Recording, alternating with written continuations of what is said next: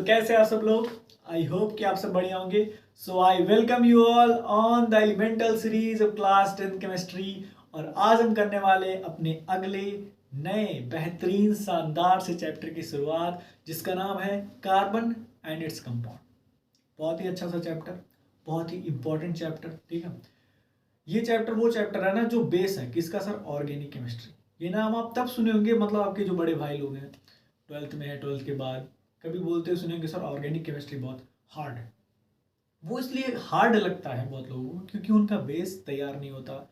ये चैप्टर, इसके बाद 11th में कुछ बेसिक चैप्टर हैं, अगर वो आप नहीं लेके चलेंगे साथ में, कह लो बहुत ज़्यादा प्रैक्टिस या कह लो आपका दिमाग यहाँ से स्टार्ट होना चाहिए, ये सीखते हुए चलेंगे आप, तो बहुत ही ईजी होने वाला है आपके लिए ऑर्गेनिक केमिस्ट्री। और उसको ईजी करिए। अब बहुत लोग कह रहे हैं सर 10th में ऑर्गेनिक केमिस्ट्री पढ़ा रहे हैं। भाई पढ़ा नहीं रहे हैं, पढ़ने के लिए तैयार कर रहे हैं। ऑर्गेनिक केमिस्ट्री आपको अगर पढ़ना है, समझना है, बाद में ये नहीं कहना टीचर नहीं समझा पा रहा है, तो उसकी गलती नहीं होती भाई।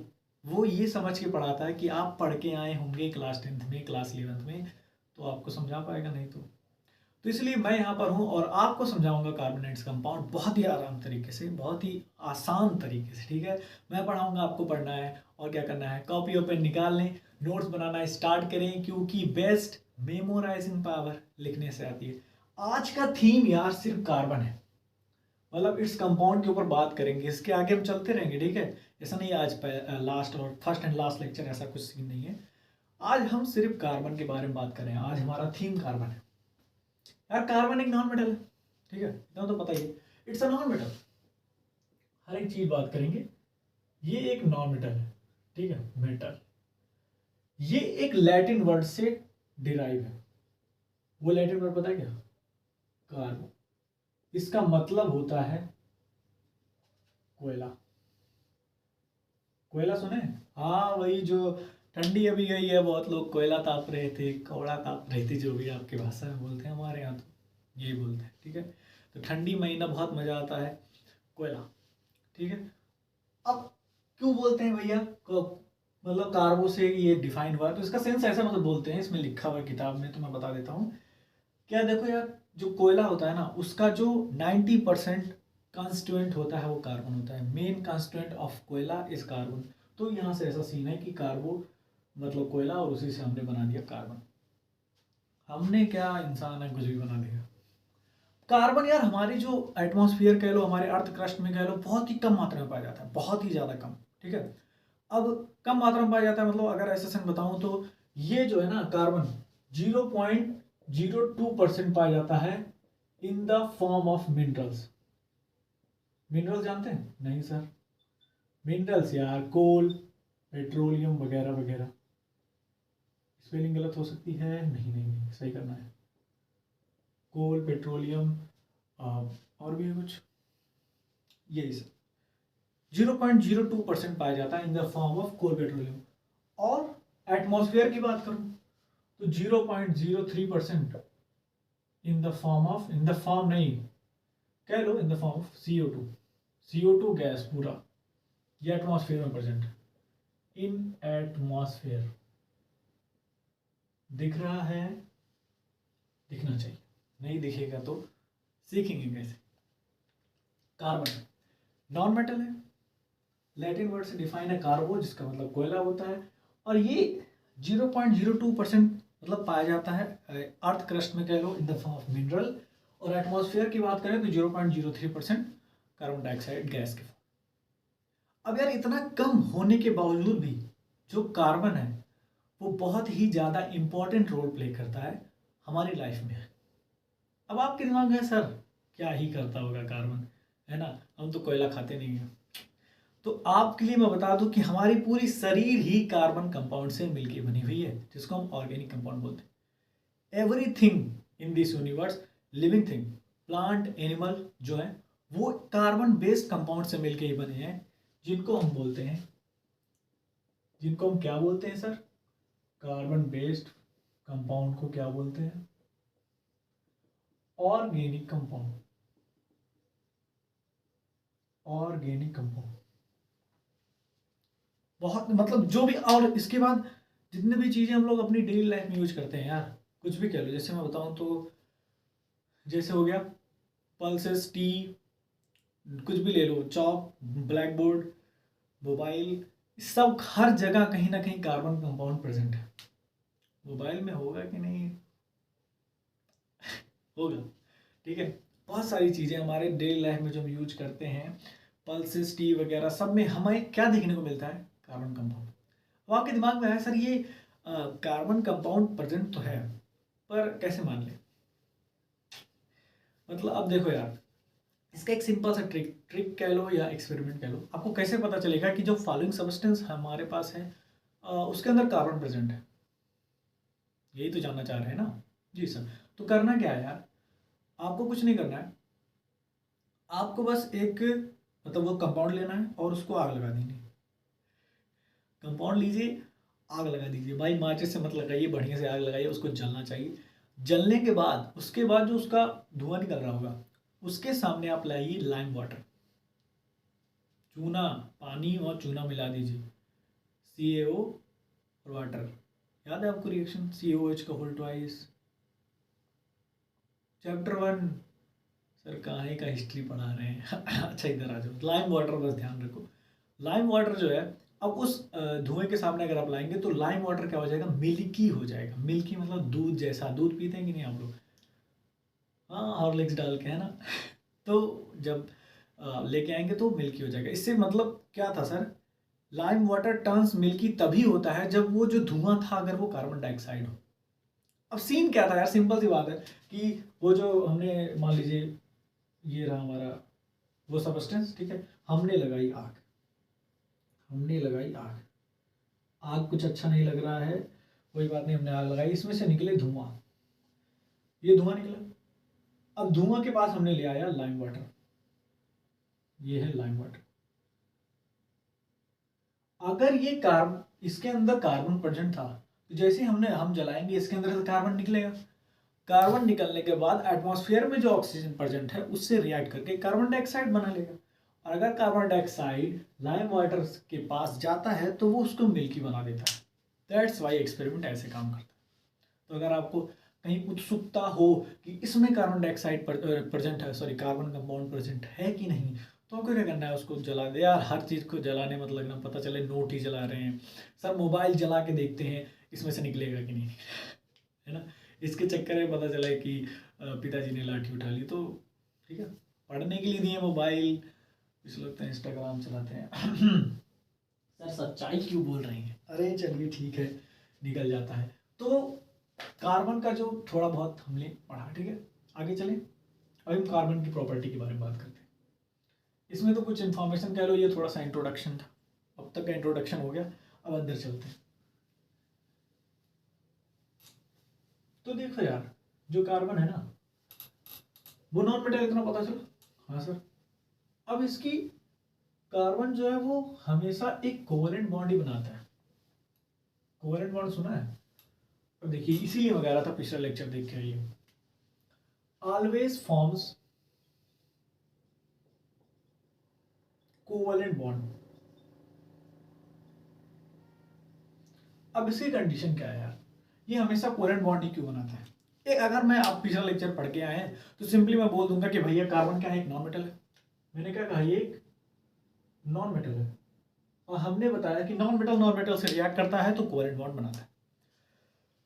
ओके सर, अब देखो सुनो, वो तो मैं ऐसे बोल दिया क्योंकि आप अगर पढ़ के आए तो आपको समझ में आ गया होगा, नहीं तो समझने की कोशिश कीजिए। कार्बन का अगर मैं एटॉमिक नंबर लिखूं तो कितना होता है सर, 6। एटॉमिक नंबर को हम जेड से डिनोट करते हैं, याद कर लीजिए अभी से, कितना होता है 6।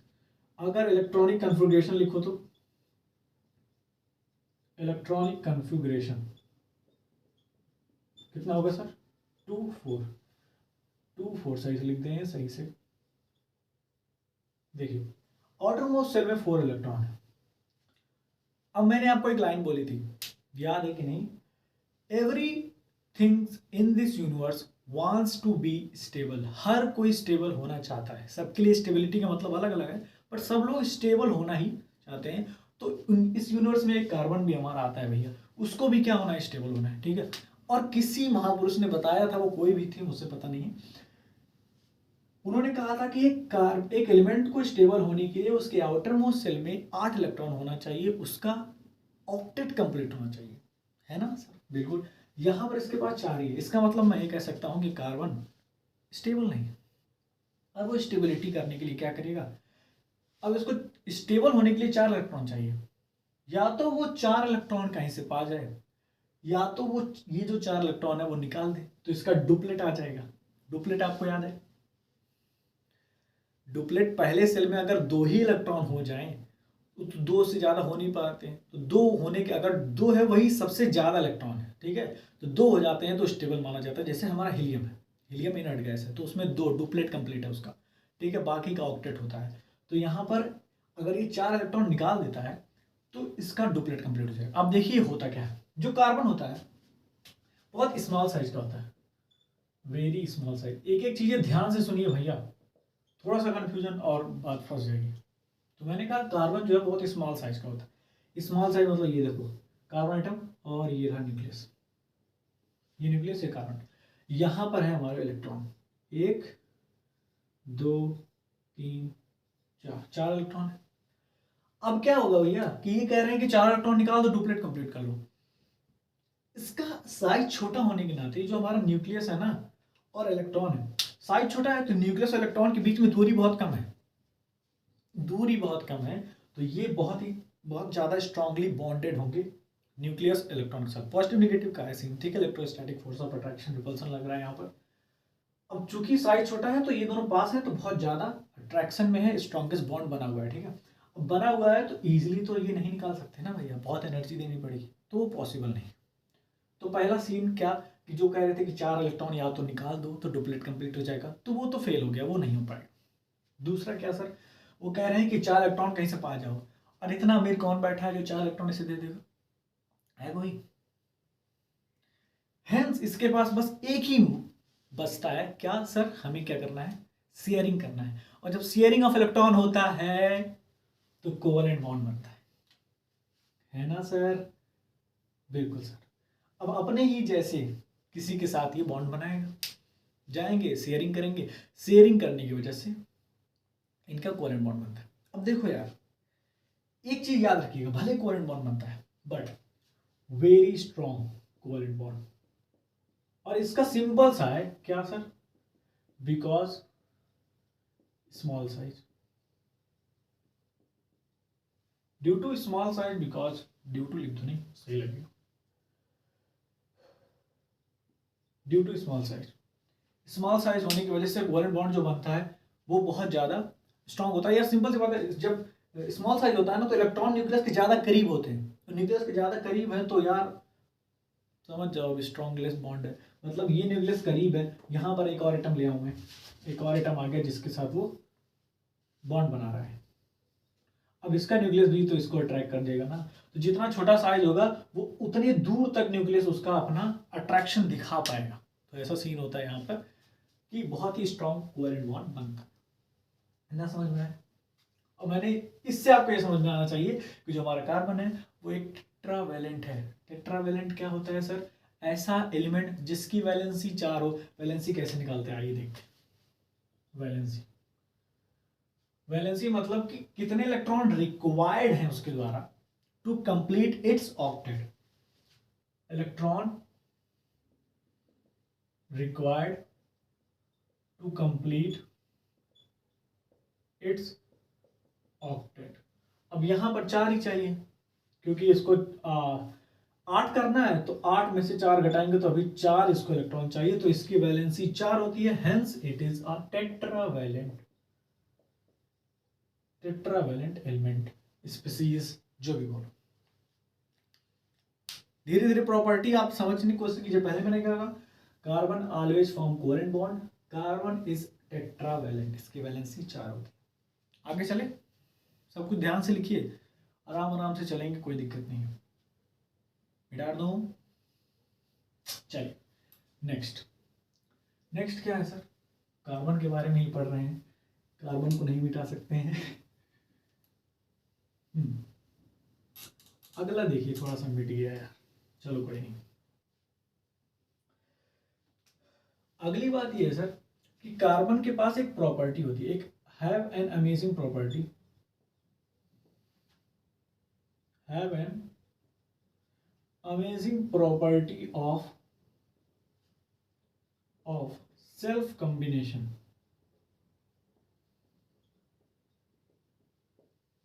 ये क्या होता है ऐसा, मतलब कार्बन कार्बन से अटैच होना, ठीक है। अब कार्बन कार्बन से अटैच होते हैं, इसको एक नाम और से जानते हैं, सेल्फ कॉम्बिनेशन को और बोलते हैं कैटेनेशन।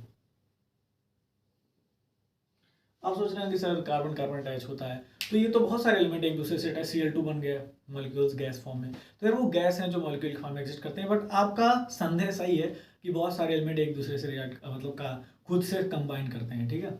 यहाँ पर सेल्फ कॉम्बिनेशन बहुत ज़्यादा है, ऐसे हद तक होता है यहाँ पर सेल्फ कॉम्बिनेशन जो किसी में देखने को नहीं मिलता है। मतलब यहाँ पर कार्बन कार्बन का जो लॉन्ग चेन बनाता है कार्बन ना, वो 100 कार्बन का बन जाता है। 100 कार्बन, सोचो कार्बन कार्बन अटैचमेंट 100 कार्बन तक देखने को मिल जाता है। और इतना ज़्यादा लॉन्ग चेंज होने के नाते, और अभी हमने पढ़ा कि कार्बन बहुत ही स्ट्रॉन्ग कोवलेंट बॉन्ड बनाता है, उसकी वजह से ये बहुत ज़्यादा स्टेबल भी होता है।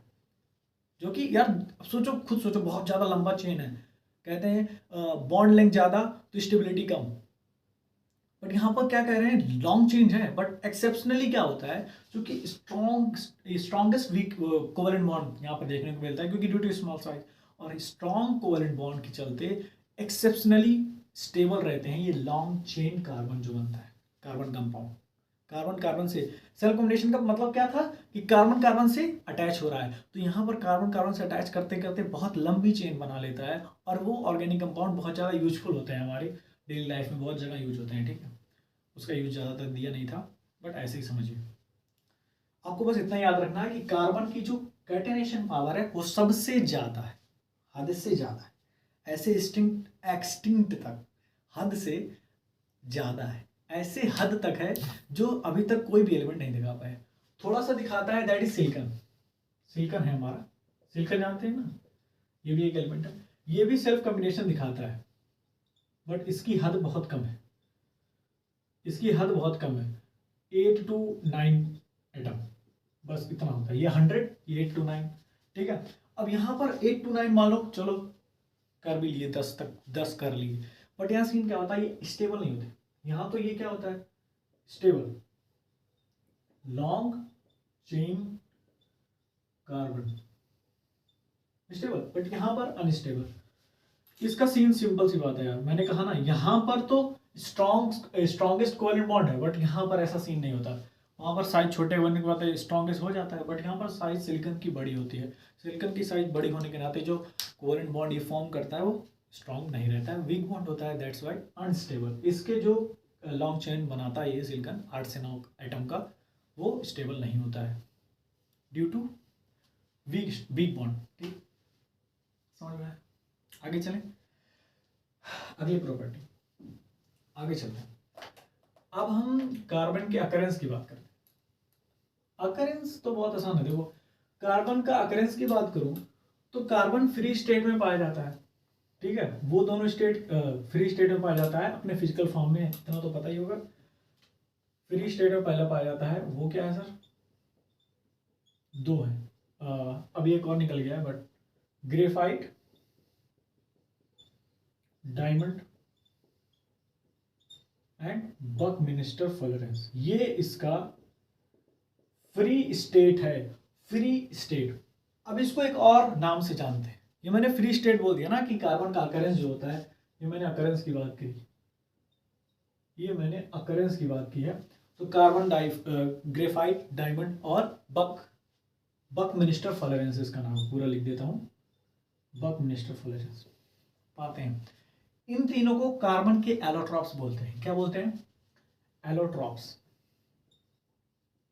ये क्या होता है सर, एलोट्रॉप्स ऑफ कार्बन। इस नाम पे मत जाओ यार, मैं इसके लिए अलग सिनोनिम्स बताता हूँ। एलोट्रॉप्स का मतलब फिजिकल फॉर्म, किसी भी एलिमेंट के फिजिकल फॉर्म को हम एलोट्रॉप्स बोलते हैं। एक नया वर्ड है, कीवर्ड है एलोट्रॉप, बट आप ऐसे याद रखिए फिजिकल फॉर्म, ठीक है। अगर मैं कहूँ कि कोई भी एलिमेंट है उसके फिजिकल फॉर्म ये हैं, तो वो उसके क्या होंगे, एलोट्रॉप्स। दैट्स। तो यहाँ पर कार्बन की फिजिकल फॉर्म है ग्रेफाइट डायमंड बकनेस्टर। फिजिकल फॉर्म मतलब हम देख सकते हैं, टच कर सकते हैं, दैट फिजिकल, समझ में आया? Okay sir. Graphite diamond buckminster fullerenes. यहाँ पर अगर ग्रेफाइट डायमंड बकनेस्टर फ्लोरेंस की अब अलग से बात करूँ तो उसके लिए अलग से मैं बताता हूँ। फिलहाल इतना नोट कर लीजिए कि अकरेंस में पहला तो फ्री स्टेट में पाया जाता है, दूसरा कंबाइंड स्टेट में पाया जाता है। कंबाइंड स्टेट में भी हमारे कार्बन पाया जाता है। कंबाइंड स्टेट में बात करूँ तो जैसे यार हमारे वो हो गए carbohydrate, protein, carbohydrate, fat, vitamins, ठीक है, कंबाइंड स्टेट। और हमने पढ़ा मिनरल्स, मिनरल्स तो याद ही आपको, कौन कौन भैया, कोल, पेट्रोलियम, ये सब कंबाइंड स्टेट्स। ये फ्री स्टेट और ये फ्री स्टेट, समझ में आया? बहुत बेसिक बेसिक बातें हैं जो आपको अब तक मेरे हिसाब से पता भी होंगी। अभी आप समझ रहे हैं सर इसमें तो कुछ हार्ड नहीं दिखा। हाँ यार, अगर धीरे धीरे आप चल रहे हैं, कोई चीज़ समझ रहे हैं तो हार्ड नहीं होता। आराम आराम से आप चल रहे हैं, कोई दिक्कत नहीं है, सब बढ़िया, ठीक है सर। चलें आगे चलते हैं। हम ग्रेफाइट डायमंड बकमिस्टर फ्लोरेंस को एक एक साथ लेते हैं। इसकी जो प्रॉपर्टी की बात करूँ बकमिस्टर फ्लोरेंस की, तो ये रिसेंटली डिस्कवर किया गया अभी, तो इसके ऊपर अभी इन्वेस्टिगेशन चल रहा है, इसको हवालात में लिए हुए अभी इसके ऊपर पूछताछ चल रही है। पूरी जानकारी प्राप्त नहीं हुई है। पूरी जानकारी प्राप्त होते ही हम आपको बिल्कुल बता देंगे, ठीक है सर। आगे चलें, ग्रेफाइट एंड डायमंड की बात करते हैं। मिटा दूँ, चलिए।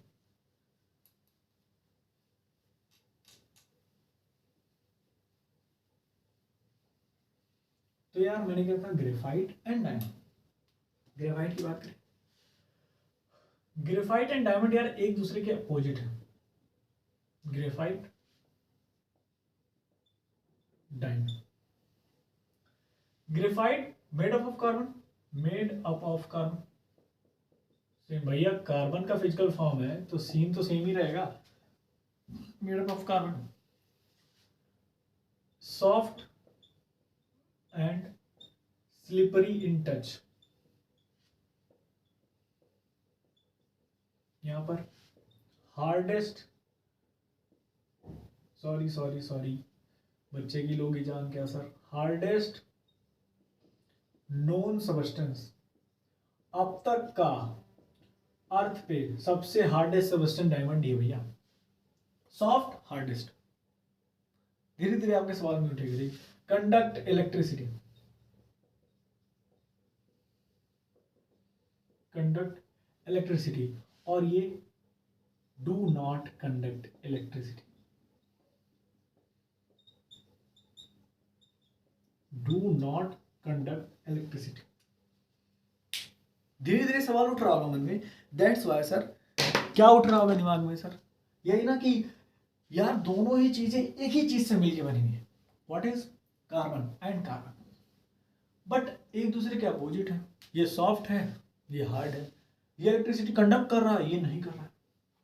अब आपके दिमाग में सर उन्होंने कैसे पता किया होगा कि ये कार्बन से ही मिलके बने हैं? बहुत सिंपल बात है यार, इसको भी जलाया, इसको भी जलाया, जलाने के बाद क्या हुआ, इसमें भी सिर्फ कार्बन डाइऑक्साइड निकला और बचा कुछ नहीं।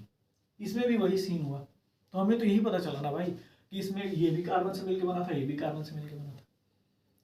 अब दोनों चीजें अगर कार्बन से ही मिलके बनी है तो प्रॉपर्टी इतनी अपोजिट क्यों?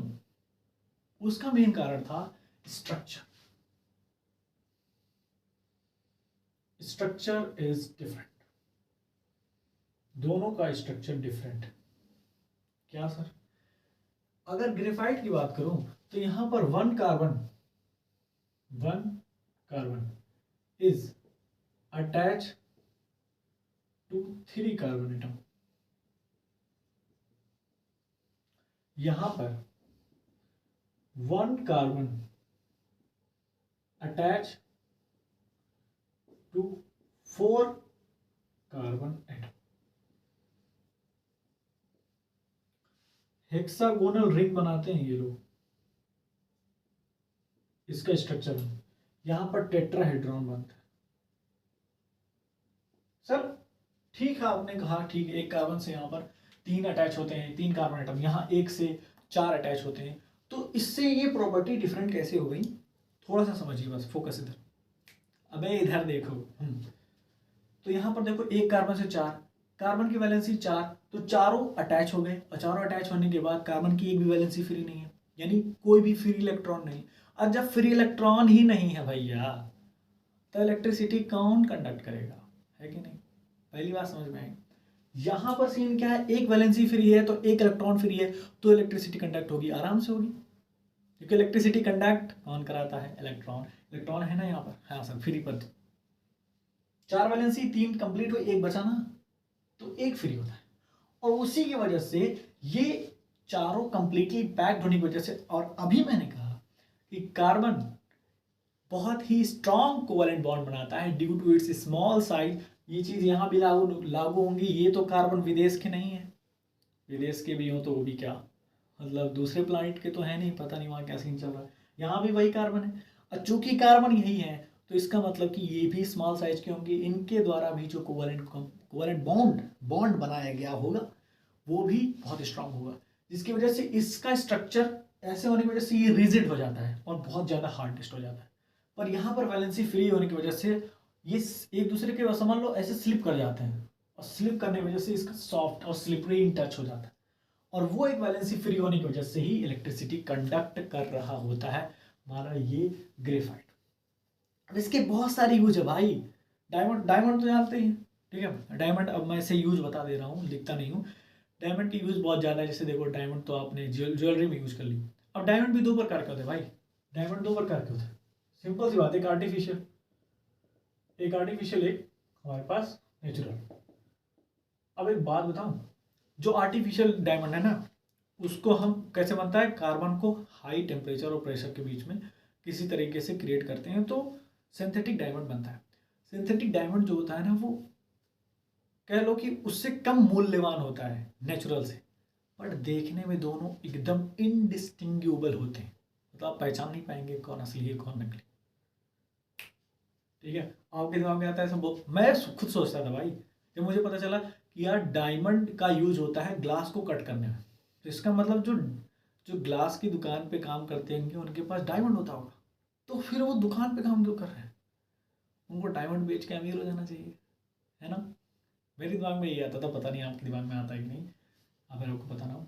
ग्लास कटिंग यूज होती है डायमंड की, पर वो डायमंड ज्वेलरी बनाने में काम नहीं आता है, क्योंकि भाई दोनों में डिफरेंस है। नेचुरल नेचुरल है, सिंथेटिक सिंथेटिक है, ठीक है। भले ही दोनों में आप डिस्टिंग्विश नहीं कर पाएंगे, बट जो मेन ज्वेलरी बनाता है वो तो डिस्टिंग्विश कर लेगा ना भाई। उससे आगे तो कहे ऐसा है कि हम राम खिलावन गैंग से हैं और ये डायमंड हमें बेचना है, ये सिंथेटिक है, भाई हमको बताओ मत, हमें पता है, भाग जाओ, सिक्योरिटी से भगा देगा भाई। तो सीन ऐसा ही है कि वो ग्लास कट कर रहे हैं, वो बात की बात है उनकी, जो भी चल रहा हो सिचुएशन, लेकिन अब उससे अमीर नहीं हो सकते। वो ग्लास कटिंग में निपुण है, वो ग्लास कटिंग करें, उससे आप अमीर नहीं हो पाएंगे। हाँ, तो ग्रेफाइट और डायमंड का स्ट्रक्चर आपने देखा, सीन देखा। ग्रेफाइट का यार यूज बता दूं, तो ग्रेफाइट का यूज होता है ग्रीस, आपने देखा होगा, ग्रीस में होता है, लुब्रिकेंट ऑयल में होता है। और आप जो पेंसिल पेंसिल तो यूज नहीं कर रहे होंगे, है ना? थोड़ा करा कीजिए, बहुत लोग होते हैं आप पेंसिल नहीं यूज करते हैं, पेंसिल यूज करो यार थोड़ा, ठीक है, उसको लुप्त मत होने दो। एक चीज़ रहेगी हमारे पास कि हाँ सर, कभी तो ऐसा चीज़ होता था कि हमारी पेंसिल ख़त्म नहीं होती थी लेकिन गायब हो जाती थी। ठीक है, तो उसको रखिए, बिल्कुल यूज कीजिए। उसका लीड जो होता है उसमें उसमें भी ग्रेफाइट प्लस क्ले को मिला के ही वो लीड बनती है, जिससे आप लिखते थे कि नर्सरी में, नर्सरी पढ़े कि नहीं, नर्सरी में। तो ये सब हो गया सीन, ठीक है। आज के लिए मैं कहूँगा बस इतना ही। आज हमने कार्बन का थीम रखा, कार्बन के ऊपर थोड़ी सी चर्चा की, ज़्यादा चर्चा नहीं की होगी आई थिंक सब। बट अब आपकी जिम्मेदारी क्या है कि अगर इस चैप्टर का लेक्चर नोट आपको मिल जाएगा बिल्कुल टेलीग्राम चैनल पे, तो अगर आपने नोट्स नहीं बनाया है तो वहाँ से जाके डाउनलोड कीजिए और उसको नोट्स कॉपी में बढ़िया बनाइए। ये नहीं कि डाउनलोड कर लिए हैं तो ठीक है सर, हमारे मोबाइल में है, हम प्रो हैं, हम पढ़ते रहेंगे। यार हमें पता है मोबाइल में पढ़ाई नहीं होती है, आप वीडियो देख ले रहे हैं, वही बहुत बड़ी बात है, बट स्टिल उसको कॉपी में लिखिए, बहुत अच्छे तरीके से लिखिए। फूल पत्ती जो भी दिमाग में आ रहा है, या फिर अपने हिसाब से उसको रफली लिखना चाह रहे हैं, बट लिखिए कि आपके पास रहे। और मैंने एक बात कही है हमेशा, दैट बेस्ट मेमोराइजिंग पावर लिखने से आती है। जितना आप लिखेंगे ना उतना आपके दिमाग में बैठता रहेगा हर एक चीज़ें। मेरे टीचर थे, मैं ऑर्गेनिक केमिस्ट्री जब पढ़ता था तो नेमिंग रिएक्शन बहुत लोगों को याद नहीं होता। असल में कहते हैं रटने वाली चीज़ है। जहाँ पर रटने की बात हो उसे लिख के रटा जाए तो और भी अच्छा रहता है। ठीक है, क्योंकि कहते हैं रटा हुआ भूल जाता है बट लिखा हुआ नहीं भूलेगा। ये है कुछ साइंटिफिक रीजन। अब मैं साइंटिस्ट तो नहीं हूँ जो आपको बता दूँ, बट स्टिल ये चीज़ें जो हैं ये मैं आपको अपने एक्सपीरियंस से बता रहा हूँ और मेरे टीचर के एक्सपीरियंस से बता रहा हूँ, क्योंकि मेरी एज इतनी नहीं हुई है कि मैं आपको एक्सपीरियंस दे पाऊँ ना, मुझे खुद अभी मिला है, अभी तो मैं ले रहा हूँ। ठीक है, तो यार तब तक के लिए आप लोग अच्छे हैं और भी अच्छे बनने की ज़रूरत है। आपका दिन मंगलमय हो।